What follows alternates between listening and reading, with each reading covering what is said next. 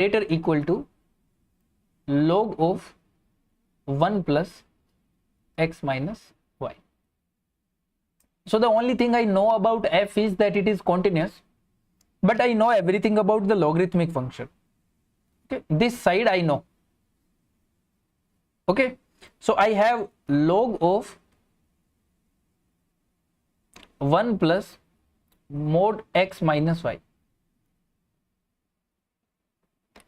Okay. Okay.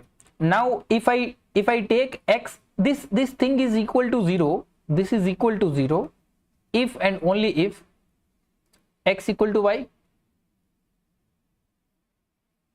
There is no other possibility that this can be 0, right? Because logarithmic log 1 is 0, and that is the only possibility when logarithmic becomes 0. It's a 1 function. So if and only if x equal to y. So if x is not equal to y, then f of x minus f of y modulus is non-zero, right? Because this is 0 if and only if x equal to y. This implies that f of x is not equal to f of y. You can go converse and claim it to be 1.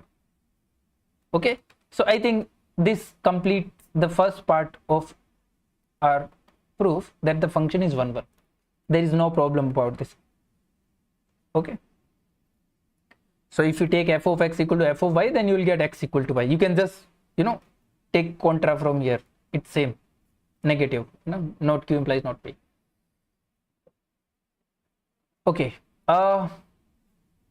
let's move forward and try to show that it is onto. Okay, so I can try at a point and see how it behaves. So I have let's try at y equal to 0 and what happens. So I have f of x minus f of y mod f of x minus f of y mod is greater equal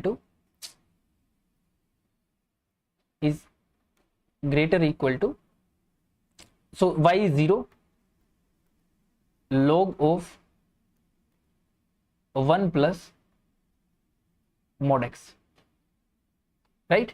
Because my y in this case I am putting 0, so I'll get 1 plus mod x. Okay, fine. So I have I can just okay, let's just keep this as an equation 1 and let's move forward. Let f is not onto.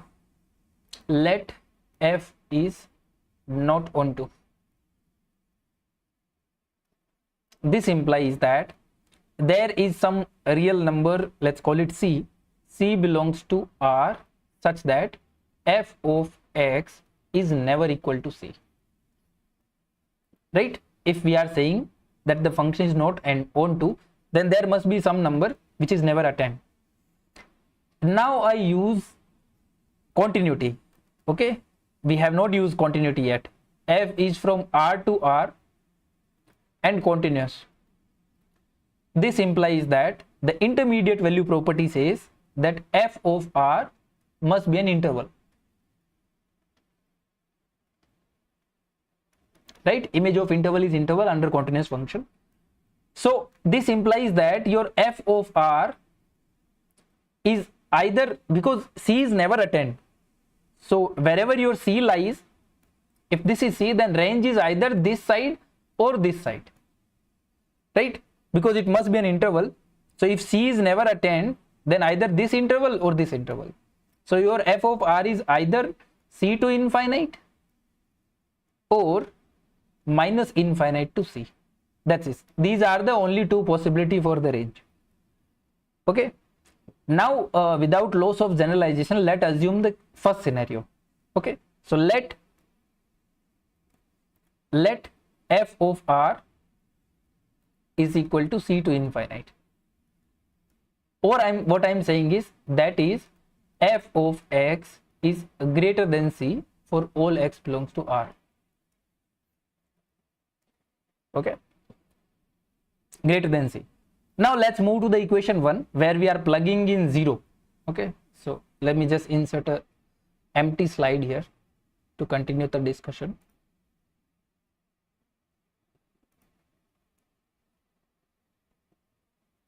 So okay, so I have f of x minus f of 0 in mode is greater equal to log of 1 plus mod x. Okay, when I put y equal to 0 in the equation, now I'll just do negative positive and see what happens. So I have f of x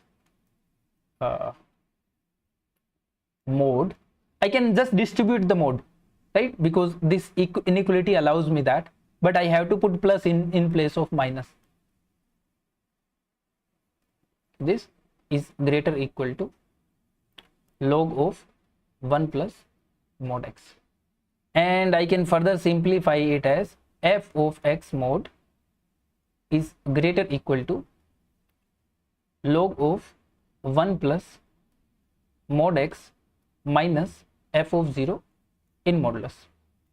Okay, now I can do one more thing here, and what is that? Limit x tends to infinite, I don't know, but I do know this, that if I find limit x tends to infinite f of x in modulus, this is again log, when x tends to infinite, it is in modulus, so I'll get infinite. I hope there is no issue about this, because if I apply limit here, as x tends to infinite, 1 plus mod x tends to infinite, so log of something going into infinite will go to infinite, so this limit is infinite. Similarly, if I take limit x tends to minus infinite, f of x mod is again is equal to infinite, right? Why? Because here we have modulus. So in conclusion, the limit of a mod function as x tends to infinite or x tends to minus infinite goes to infinite only, but in the modulus. But just look at here, what we have assumed, that your function is never going to be less than c. So can limit be minus infinite now? If I look for the limit of f, not mod f, if I look for limit of f, whether I go to infinite or I go to minus infinite, limit cannot be minus infinite, because my range is c to infinite in this scenario. Okay, so since f of x is greater than c for all x, limit x tends to infinite, f of x equal to infinite, and limit x tends to minus infinite, f of x is also infinite. So when x tends to infinite, limit is infinite. When x tends to minus infinite, limit is also infinite. That means graph must look something like this, right? When it is going to infinite, x is going to infinite, then it goes to infinite and minus infinite. Okay, and when x is going to infinite, it is also going to infinite. Isn't that failing the property of 1-1 function?